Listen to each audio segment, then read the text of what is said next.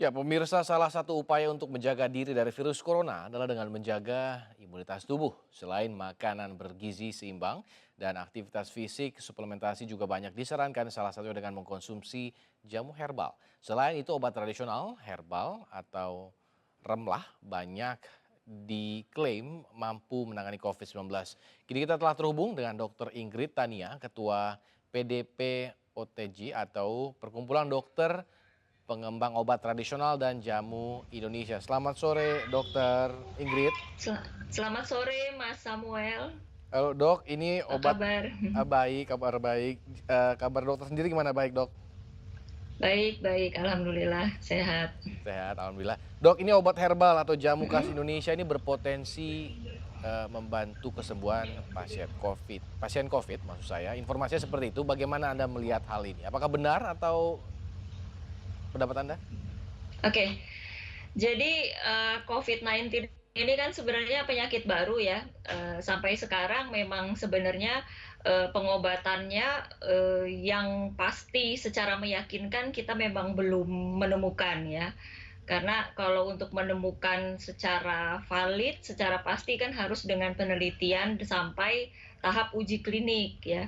Tapi dari eh, penelusuran pengetahuan empirik ya maupun pengetahuan saintifik atau juga berdasarkan penelitian-penelitian yang sifatnya praklinik, misalnya penelitian bioinformatika gitu ya, penelitian praklinik pada hewan coba, penelitian in vitro, itu menunjukkan bahwa tanaman-tanaman obat yang terdapat pada jamu atau herbal itu bersifat imunomodulator ya salah satunya. Jadi bersifat memodulasi, mengatur sistem imun kita agar bekerja bisa lebih optimal dalam menghadang infeksi gitu ya. Baik ini penggunaannya untuk sebagai upaya pencegahan maupun upaya pengobatan ya. Jadi efek imunomodulator ini sejalan dengan efek misalnya antioksidan, kemudian efek anti peradangan ya. Lalu juga dari penelitian-penelitian yang ada dari bioinformatika sampai praklinik pada hewan coba menunjukkan ada sifat-sifat antivirus ya. Jadi sebenarnya eh, merupakan sesuatu yang layak dicoba gitu ya untuk masyarakat, bagi masyarakat jika ingin meningkatkan sistem kekebalan tubuhnya gitu. Begitu Mas Samuel. Nah, ini masih terkait hal ini, kita tahu empon-empon seperti jambu biji, Mm-mm, kulit jeruk, daun mm-mm, kelor juga memiliki mm-mm. potensi antivirus. Nah, apa yang menghambat obat herbal di Indonesia untuk berkembang? Apakah perlu uji klinis ataukah memang uji klinis itu sulit atau bagaimana? Oke, jadi memang kita sebenarnya kan potensi banyak banget ya, seperti yang Mas Samuel katakan, kita Ya. punya empon-empon, ada empon-empon itu misalnya temulawak, kunyit, jahe, serai, terus juga ada rempah-rempah lain, misalnya Hmm, kayu manis, ketumbar, dan lain-lain, kemudian tadi kelor, jambu biji, ya. kulit jeruk, dan macam-macam ada sambiloto, itu semua sebenarnya punya potensi yang sangat besar ya. Hambatannya memang untuk penelitian itu memang sebagian besar hambatannya di dana ya, biaya Ya. penelitian untuk uji klinik termasuk besar.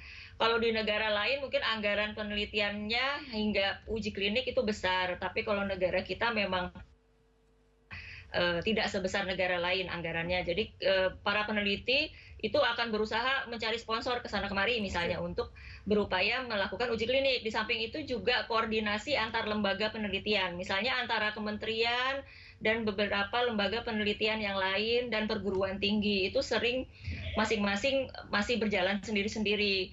Nah, ini Oke. sebenarnya dengan momentum adanya pandemi COVID-19 ini sebenarnya kita berupaya untuk mensinergikan Hmm, berbagai potensi ya dari praktisinya, dari penelitinya, dari lembaga penelitiannya, perguruan tinggi maupun kementerian untuk bersinergi bersama-sama. Nah, ini oke.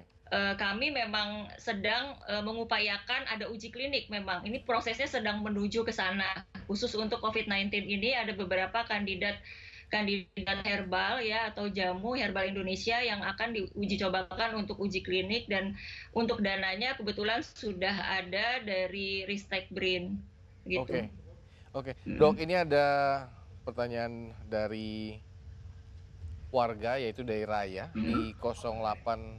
7878 sekian sekian sekian. Nah, bagaimana kita sebagai masyarakat awam untuk membedakan Mm. jamu yang asli dengan yang palsu?